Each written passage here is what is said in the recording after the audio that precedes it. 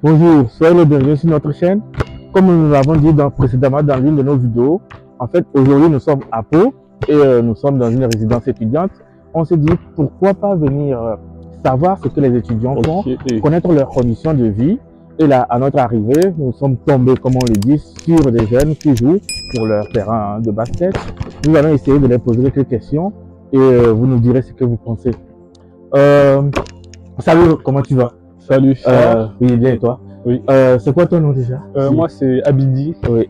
Et bah je suis de Pau et ça fait combien de temps que tu vis? Ça fait depuis 2012. Ouais. 2012? Ouais. Tu vis en famille, tu vis je vis avec mes parents. Ah, ok, bah. Oui. Et comment tu vois les étudiants? Comment tu appréhendes les étudiants, la vie des étudiants? Tu as fait ton lycée ici, si je comprends bien. Oui, bah moi, lycée, oui. Ouais. Bah moi mon lycée je l'ai fait ici, ouais. Et du coup bah après j'ai fait une année à la fac mais ça m'a pas plu. Ouais. Du coup après c'est pour ça que j'ai changé de direction. Et là tu as changé, tu fais quoi là? Là je fais un BTS, BTS. En paysagiste. Oui, mais c'est pareil puisque tu es étudiant. Oui, voilà, c'est ça. Ouais. Mais du coup, le lycée, l'université, y a-t-il une grande différence ou je sais pas? Avec le lycée? Oui. Ah oui, bah, ce qu'il y a comme grande différence, c'est bah, déjà qu'au lycée, que tu as des profs qui vont te conseiller ou te suivre sur ton parcours et tout, alors qu'en université, c'est un peu, t'es libre, enfin, tu dois aller chercher les trucs toi-même, on te donne les références, mais c'est à toi d'aller prendre, chercher, ouais. C'est ça. Et du coup, comment tu appréhendes ou bien comment tu vois la situation? Là, je suis sur le terrain du cours. Tu rencontres beaucoup d'étudiants. Ouais. Vous passez pas mal de temps quand même. Ah, oui. Et tu t'es fait des potes. Et comment tu penses des étudiants extra-européens, généralement qui viennent des pays étrangers? Quelles sont leurs conditions de vie? Tu penses qu'ils arrivent à s'en sortir loin des parents? Ça, je sais pas parce que bah, il faudrait peut-être demander je demanderai peut-être à des amis parce que moi je suis avec mes parents mais eux ils sont pas avec leurs parents. C'est pas pareil. Ouais, c'est pas pareil. Du coup, il faudra peut-être que je me renseigne. Ok. Et si aujourd'hui on te dit, conseilles-tu par exemple des étudiants étrangers de venir faire des études en France? Bah, je pense qu'il faut tenter sa chance et tout de venir ici ou au pire, bah, si ça plaît pas à tout le monde, bah, après on change et voilà. Oui, mais la difficulté, c'est la qualité des études aussi. Est-ce que comparé à l'Angleterre, comparé à l'Espagne ou à la Russie, tu penses que la France... Je pense que bah, la France, il y a une bonne qualité des études, des opportunités aussi, si on peut dire ça comme ça. Ok, bah merci à toi. Et du coup, comment tu t'appelles toi? Moi, je m'appelle Johan. Johan. Ok, tu viens de quel pays ou t'es français? Ah, je viens du Gabon. Du Gabon. Ah bah voilà, très beau pays. Ouais. Ça fait combien de temps que tu es en France? Ça fait à peu près 3 ans, on part sur la 4e année là, donc ouais. Bah voilà, ça se voit que tu es bien intégré. Ouais. Dis-moi, qu'est-ce qui change concrètement entre le Gabon et la France?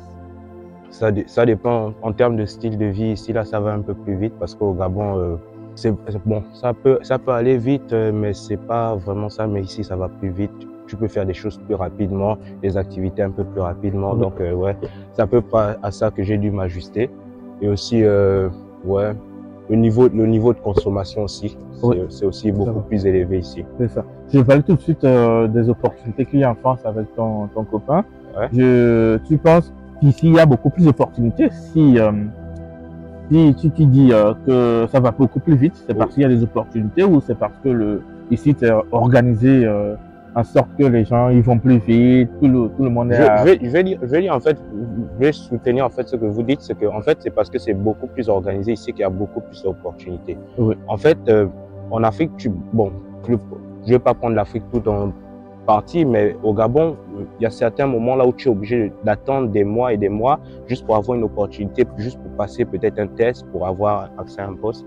Ici, tu envoies juste ton CV et peut-être dans, je sais pas, 3 jours après, on t'écrit que vous pouvez passer l'entretien, alors qu'on peut attendre 2 mois là-bas. Donc, ouais, je pense, plus ça va vite, en fait, plus les opportunités s'affluent. C'est ça. Bon, maintenant, on va parler de difficultés. Hein. Est-ce que quand tu es arrivé ta première année, quelles sont les grandes difficultés que tu as rencontrées? On sait qu'il y a d'abord le facteur culturel, climat, loin des parents. Ouais. Quelles sont tes premières difficultés? En vrai, je vais dire déjà le facteur des parents aussi. Oui. J'ai eu beaucoup de difficultés parce que je suis arrivé peut-être en France mineure. Donc, ouais, j'ai eu beaucoup de difficultés à faire des procédures que je pouvais pas faire parce qu'en fait, j'avais pas l'âge légal. Et aussi, le facteur climat aussi, parce que je suis tombé malade direct quand je suis arrivé. C'était vraiment une expérience aussi. Après aussi, je vais dire le logement parce que j'ai eu souvent des soucis de logement. J'ai dû dormir chez des amis, j'ai dû dormir chez des copains aussi parfois. Et donc, ouais, à peu près tout ça.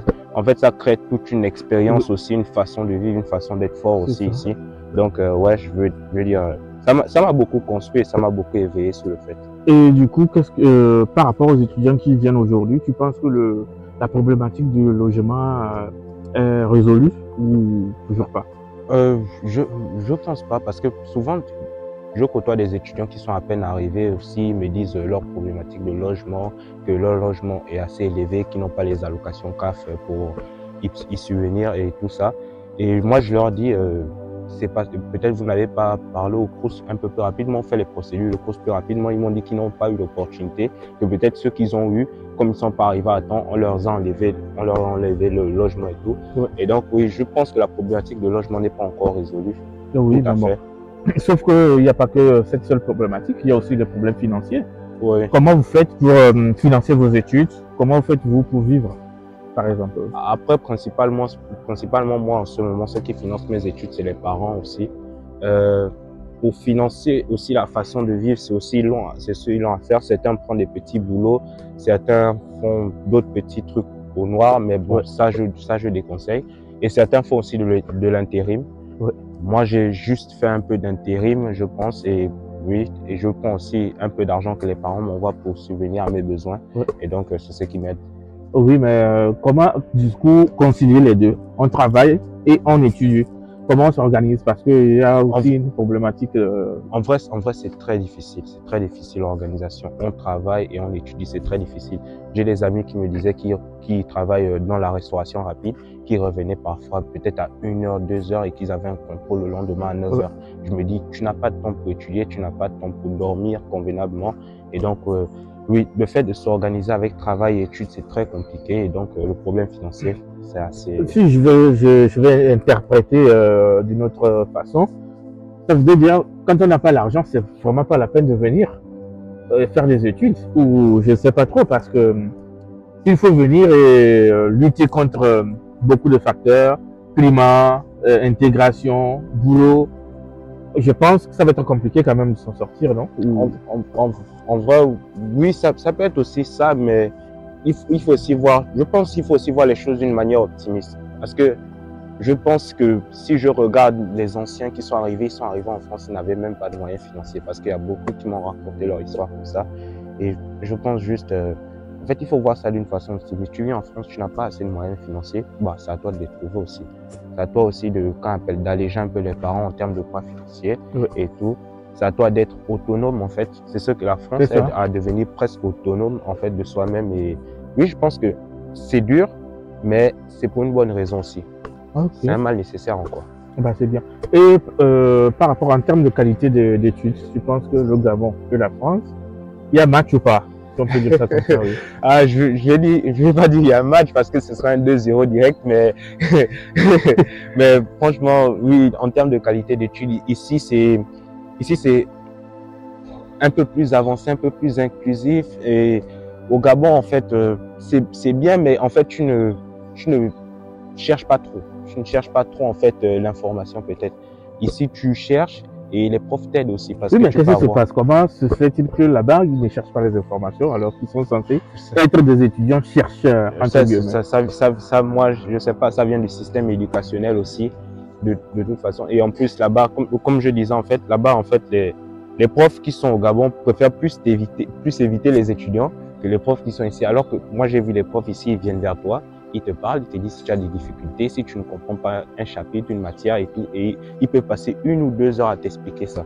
Bah oui, c'est aussi ça, tu parles du système éducatif, hein. Moi, j'ai tout de suite observé cette différence aussi quand je suis arrivé, mais n'en demeure que je pense que peu importe la situation géographique d'un étudiant ou de quelqu'un, il est censé trouver des solutions en fait. Ouais. Donc, est-ce toujours une meilleure idée, une solution de quitter?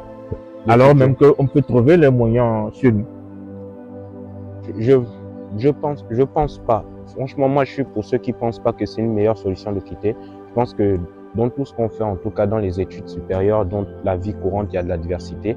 Mais je pense aussi que si vraiment tu penses que tu peux t'en sortir et si vraiment tes parents, ils pensent vraiment que oui, mon fils est autonome, mon fils pourra s'en sortir dans un milieu, même s'il n'a pas trop de famille et tout, il faut le tenter en fait. C'est vraiment au moyen des opportunités. Okay. S'il n'y a pas vraiment d'opportunités, ça ne sert à rien de venir. Ça ne sert à rien de compliquer la situation des parents. Mais s'il y en a, il faut tenter le coup. Et aujourd'hui, imagine si tes conditions de vie que tu as ici, on te les donne au Gabon. Tu restes ici ou tu repars? Je pense que je repars. Pourquoi? Je pense que je repars parce que en fait, c'est comme tu disais tout à l'heure, l'attachement culturel en fait que j'ai avec le Gabon et tout. Et oui, je pense que je repars parce que ça me manque. Je suis reparti cet été aussi, mais ça me manque encore un peu plus. L'attachement culturel que j'ai, ma famille, la façon de vivre que j'avais là-bas et tout, ça me manque en fait quand j'y repense. Et ouais, je pense que je repartirai en fait. Et pour les étudiants qui viendront en septembre prochain, oui, qu'est-ce que tu as à leur dire?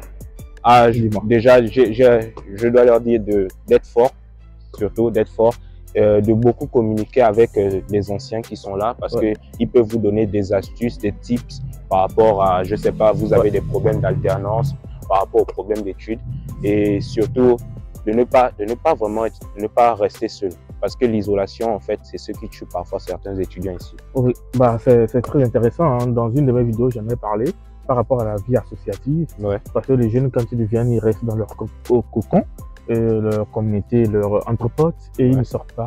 Sauf qu'en sortant, on rencontre des gens et on fait des choses. Ouais. Tu sais, moi, ce qui m'inquiète dans tout ça, c'est que l'Afrique se vide de ses têtes. Est-ce que tu as l'intention de repartir au Gabon, alors même qu'ici, on te propose un CDI où tu es payé à plus de 3 000 €? Dis-moi.